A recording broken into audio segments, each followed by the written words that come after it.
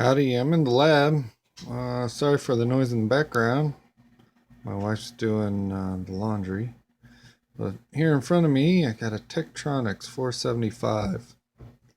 And the calibrator's very, very noisy, and I've been trying like hell to figure out what's going on with the calibrator.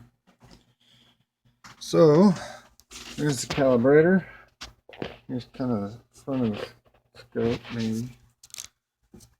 Yeah, there's the front. I picked this up for $100 on Craigslist. It's in beautiful condition. I mean, look at it. I mean, just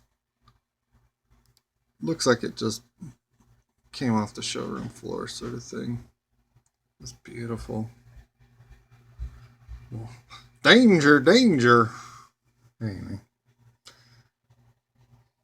just beautiful. There's maybe a little flux residue in there on some of the solder joints I've noticed. And a couple of things like that. Maybe a little bit of dust, but you know, for being older than me, I'd say she's in pretty good shape. So let's see. So anyway, I was trying to figure out why this calibrator is so noisy. It's changing all the time. Oh my word, all the time. So I got into it and I started looking at the power supplies, and you'll see I'm looking at the 50-volt power supply there, and I checked all the power supplies, and I got 50 millivolts of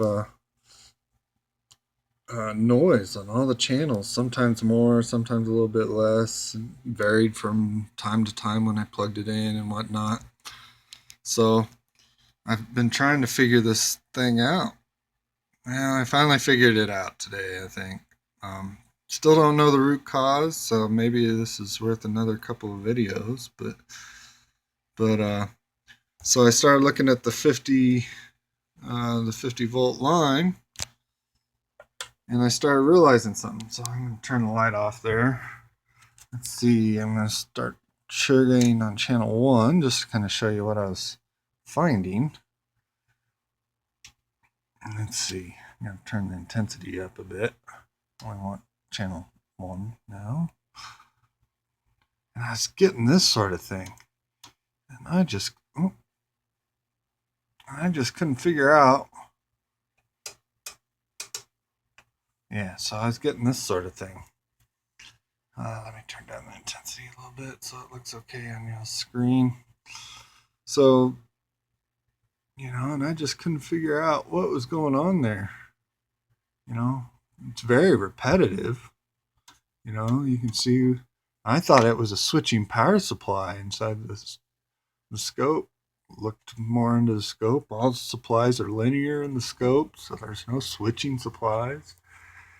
And so I started thinking, well, what's the other thing that can be switching inside these power supplies? And the only thing I can think of is the time base.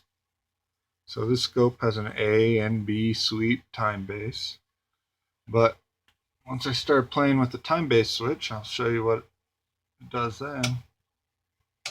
Oh boy, it does all sorts of funky things when you do that, doesn't it?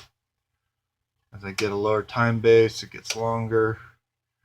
As I get a short time base, it gets shorter. I said, okay, well, what else is being affected by it? So I started doing the variable hold off. Oh, yep, that's variable. Yep. Okay, and then I started doing the vernier on the time base. Yep, that's variable. So I know that it's the time base. So I did the B sweep. Oh, well, looky there. There's the B sweep. And I could do the delay on the B sweep and stuff. You can see that B sweep moving back and forth. Hey, chihuahua. Still not sure what. So you can see the B time base. It's these two kind of moving back and forth. I'm not sure what this one is. But you know, that might be when the A sweep stops too. But anyway, so this is a 50-volt line, AC coupled, at 20 millivolts per division, and you can see that there's easily 40 millivolts there. The spec on this is 10 millivolts. So I started looking at it some more, and I just wanted to make sure that it was really synced to this. So I started looking at so on the back of the scope, if you look right there, it's kind of hard to see, but I got a coax hooked up to the back of the scope for the A gate. And this is a 60 megahertz bandwidth scope, this one here. So I'm not even seeing all the noise. I know there's a lot more high frequency noise on there too that I'm not seeing with the scope. But anyway, if I go to channel 1 now, or look at both signals, and I trigger on channel 2, let me readjust my trigger, bang, there it is. So this is the A sweep, and you can see how I change the A sweep. All that stuff changes. Boom, boom, boom, boom, boom, boom, boom, boom. So I'm not sure if the A sweep high is I think the A sweep high is the sweep, and when it's low, it's re-triggering sort of thing. See, I can change yeah, so that's what's going on. So so I'm doing the variable hold off, and you can see that gets much longer. Oh, and there goes the dryer. Sorry about that, but you can see that my variable hold off gets much longer as I start turning it on, and there it's off. It's off at this point. And then as I get shorter time base, yeah,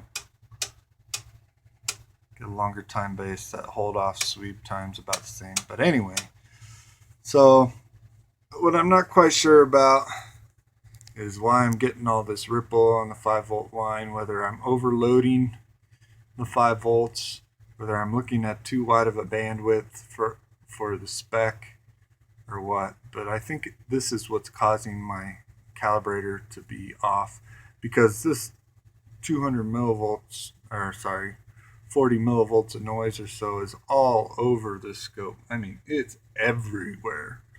And there's also a much higher frequency on there, about let's see, I think it was about 100 megahertz that you can kind of see down in there, but it's not really coming through. But it comes through on the 475 pretty well.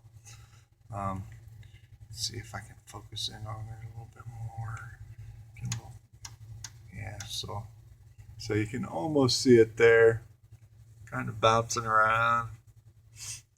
It's and you can almost see some kind of inside of it too, but this 60 megahertz bandwidth just isn't good enough to kind of pick up on it. Anyway, so that's what's going on with my scope. I'd almost bet that it's the 50 volt decoupling caps, but I think it might be loading effects too on the power rail. So I just got to tinker with it a little bit more, try and figure it out. If anybody has any advice, feel free to leave a comment below and subscribe to see more and find out what it really is. All right, thanks, bye.